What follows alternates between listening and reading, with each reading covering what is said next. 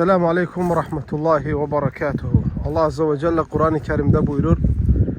Allah'ın nimetlerini saysanız sayıp bitire tamamlayabilmersiniz.